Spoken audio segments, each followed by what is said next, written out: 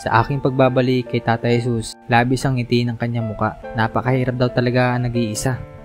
Kaya tanging Diyos na lang daw ang kanyang kinakausap kapag may problema. Kaya laking pasasalamat din niya na may mga taong tumutulong sa kanya. Hindi ka naman nahiya sa At amin. hindi raw siya Ha? nakakalimutan. Hindi ka nahiya. Tagal-tagal natin Oo. kasama.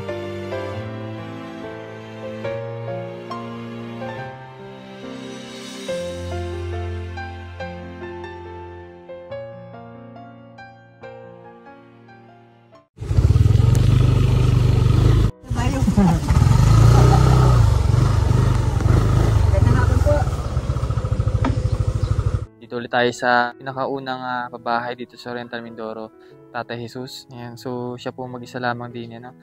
At yun, muli natin na bisita.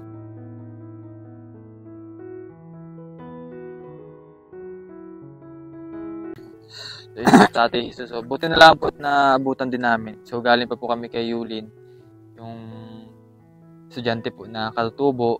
Pinuntahan po namin sa Bungabong at mabuti na lang din at nakita namin. So, panoorin niyo po mababayan yung vlog ko doon. At dito naman kami kay Tatay Jesus Dumiretso. Ayun o. Kamusta tatay? Anong balita ho? Ayos po. Ayos naman ho. Kahit nag-isa-isa ho din eh. Oo nga. Kaya kung minsan, wala akong makunan, nadayo ito ng mga Kaibigan. kaibigan, no? May isang bote o kalahating bote. Nabarik. Barit po. Mamaya ay kaya pala nasakit ang iyong tuhod. Kakainom. Ay, hindi po. Ha? Rayo mo talaga po. Oo nga. Maniyo. Kakainom din. Iwasan ng pag-iinom dahil isa rin sa nakakontribute ng ano yan. Saka isa pa po yun, no? Ilang ko na ako hindi nakainom. Nainom lang ako pag ako dinayo. Pero pag kung saan na ako mabili, ay hindi ako mabili. Ay, paano ako abili ko. Wala naman ako. Wala nang pambili ng pagkain, nabili pa ng Kaya nga ako. ng pang-inom, ano? Ang mas malaga ho, yung pagkain. Wala naman naramdaman. Wala ho. Kung minsan nga, ito nga, Paa mo? ito. May gano'n tumala ko nung duplima. Yun, biglang nawala na. Sino nagbigay sa'yo ng panggamot? Nagpunta ko nung isang araw doon, sa anak ko doon, Sabi mo doon? sa Badyang. Badyang. Opo. Nabigyan kayo ng pambili. Yun nga, ang kaso, may sobra. Hmm? Yun, nagbibili ng pagkain. Ba't dinala kayo sumama doon? Pag pinalis na kayo din eh. Ay, hindi pa ako siguro, siguro gawa na hanggang bigla ako eh. Ayun pala mababayan, no? Nagawa na. Oo. Kuno yan, naka-prepare bukas ho, magsimula ng mga Ano yan? Extension ng munisipyo. Gym ho. Ali pa to ito. Gawa ho, ito. Sakop na ho ng PUP. Ayun, sa mga nagtatanong pala sa lugar ni Tata Jesus, likod lang po mismo ng gym ng Bansud. Ayan, so pwede po natin siya mabisita dito at madalhan kahit paano po ng konting pagkain o tulong po para sa kanya. At mas maganda po ay pagkain na lang tatay, no? Oo. Kasi pag pera ay... Ay, naku, wag na. Oo. Pag pera dali ho, maubos. At medyo ano rin po, delikado. Oo. Yan, Kasi hindi natin alam yung mga ano din. So, hindi ko sinasabi na ganun. Pero, delikado rin kung bibigyan natin siya ng pera. No? Kasi siya mag-isa lamang dito. Pagkain lang po ang gusto. Pagkain, maganda. Pagkain, yung pag-uling noodles. Kung halimbawa, noodles. Binigyan ako ng noodles. Binigyan ako doon. Kanina ko lang na naubos maga. Bigay aking apo ng 4 na piraso. Yun, naubos ka ng umaga. So mga rin, yung mga bagong viewers din natin na kung bakit ito daw yung kasi last time nabasa ako na yung katabi daw ay hindi daw pinaayos. Hanggang dito lang po kasi yan mga kabayan. Hanggang dito lang yan. Ito yung lumang bahay niya ay talagang pag-iba na. So binago lang po namin para kahit paano po bagay maging safe din si Tata Jesus dun sa loob ng bahay niya kasi talagang pabagsakin na po yung bahay niya pagka tagilid na ho. Kaya ito, malaking bagay kay Tata Jesus at sa sponsor din natin na tumulong. Salamat din po kasi kahit paano ay naging safe si tatay sa loob ng bahay niya. Although yun nga, lakas ng ulan kanina. Kamusta kayo? Ay, nandiyan ako sa loob. Wala namang natulo. Na konti, ay, Wala natulo tayo sa loob. wala ho. Ang kwan ko, sir, pag halimbawa, yan pala ho, pag masyadong initan, nagkatuklap. Ay, natuklap. Oo, yan o. Ito, gaya nito po. Ay, sa sunod, baka pag ako magkapera, pag medyo nakaluwag ako, ay pwede rin naman yatang kanin ito, yung ibig sabihin, kuskusin bago. Tapos apinturahan ulit. Opo. Ah, ah. Ganyan din po ang kulay. Ibig sabihin talaga kasi gawan ng ano, nakatutok sa araw. Oo. No? Oo. Ay, yung kabila naman ho, ayos eh. Ito lang, katutok sa araw talagang. Ang laki ng pagbabago ng bahay ni tatay, ano, kasi na ano eh, naarawan. Oo, naarawan. Oh, may Renlags pala nakalagay pa, oh. Renlags. Yan. Oo, tingnan. Talagang ano eh, kasama talaga sa bahay yun, talagang maluluma. Kahit pa paano naman yung pag-iingat ni tatay ay talagang malaking katulungan. Oo. Kita niya naman, oh, napunasan niya yan. Oo. Yung pintura lang kasi natutuyo, oh. Pero maganda yung good quality naman po yung nilagay namin din, ano, plywood. Kaya hindi man agad bumubuka. Oo. So natatanggalan talaga yung ano, Oo, yan. pintura, oh. Anong ulam niyo pala kanina, tay? Yan po, talong. Daw tay, makikibuklat mo tayo din sa loob. Yun, ulam ko yan, talong. Ayun, oh. Talong ano yan? Talong Talong po. na may Ay, may tuyo po yan. tuyo. Tira ko po yan kanina. Ay, hindi man siya torta. Ay, hindi, oh. Nilaga. Nilaga lang. Oo, nilaga bago lagyan ng tuyo. Ay, yung ano pala, may nagana pa yung solar mo? Opo. Ang sir, ang problema ko dyan, alas 4, wala pang alas 4, namamatay na.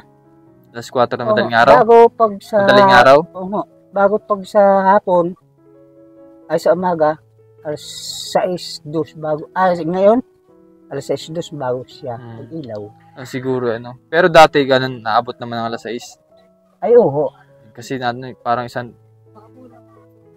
baka kulang din po sa charge tayo.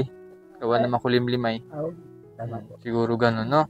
Ay, umalis sa, kung halimbawa, doon ako matulog sa anak ko, ay bukas din yung ilaw niya paggabi. Pwede niya naman pong saraduhan yan. Nasaan ba yung remote mo?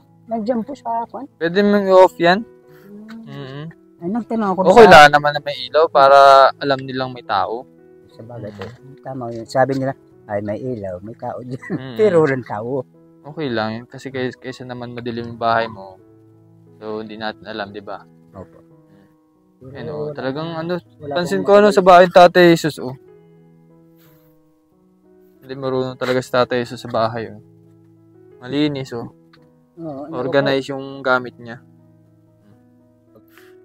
Tapos, pardon. Organize yung bahay. Sabi nila, ako'y bakla. Ay, ano masama nun? Malinis lang talaga sa bahay si Tatay. Opo. Hindi man po ibig sabihin na ipag ganun ay iba ang kasarian. Tatay, meron kami bibigay sa iyo. Ay, bukod pala dyan sa ano mo, yung ulam mo kanina. Bukas, meron ba?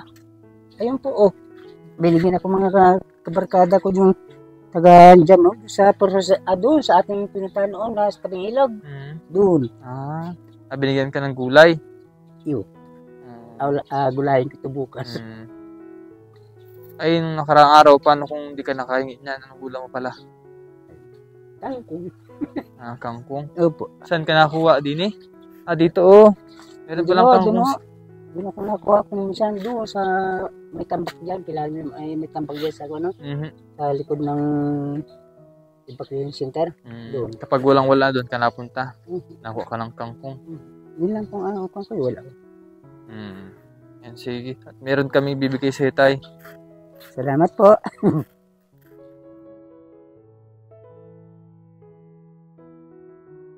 Para makita nyo. Po, salamat po. Meron dyan bigas, pang-ulam mo, at sabon. Yan. Para minsan ay nag-merienda ka ba? Ng ano? Nabigay, may dala yung aking apo, yung sinulbot baga, saging. Pero hindi naman lagi. Hindi naman, no? Sa isang linggo, isang bisis. Ito, meron kang pang merienda, Skyflakes, pang tawid gutom na. Kape. Sige. At ito lang naman yung Ha? Ako nahiya kasi niya. Bakit naman? Ka naman nahiya sa amin. Ha? Ka nahiya. Eh, tagal-tagal nating Oo. magkasama. Tama na. At kung ano yung kaya namin may tulong sa iyo, ay dalhin agad namin. Basta meron kang makain, no? Opo. Sa lagi lang magdasal, nagdadasal ka Opo. ba tayo lagi? Pag ako nahiga sa gabi, ay tulungan na po ko apo. Sabi ko, tulungan na po ko. Sabi ko sa ako nakinig. Huwag kang mawawala ng pag-asa, no? Laging lakasan lang ang loob. Huwag makagaisip ng iba, no? Hindi po. Ayaw po yung gano'n. Tingnan mo, kahit na nag-iisa-isa ka dito, may mga tao na tulong sa iyo. Opo. No? Opo. Ibig sabihin, naririnig ka ng Diyos. Opo. No? Opo. Sige, tago mo na ito tayo. Sige po. And salamat po pala Opo. sa ating sponsor na si Ma'am Betty sa tulong niyo po sa mga tinutulungan namin dito sa Oriental Mindoro. Thank you very much po. At talagang malaking katulungan po yun sa mga katulad ni tatay na mag-isa po din sa bahay na mga senior citizen po na nakakikilala namin.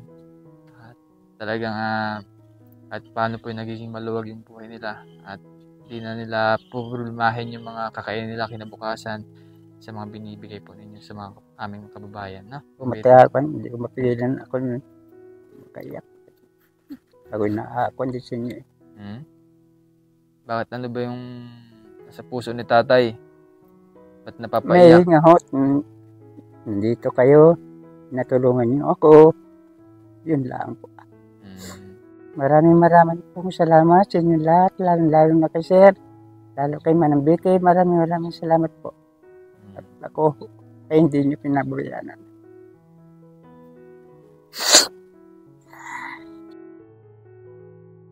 Thank you very much po ulit sa mga kababayan natin na nanonood ngayon at huwag niyo po kalimutan i-share. At thank you very much din po sa mga supporters po ni Sir Paul na tumatangkilik din po sa aking page. Thank you very much po. Thank you very much po sa ating mga kababayan at sa mga sponsors natin. Kay Tatay Jesus, salamat sa inyong oras tayo. Sige po. At kami papanik na. Sige po. Thank you po. Bye-bye. Bye-bye.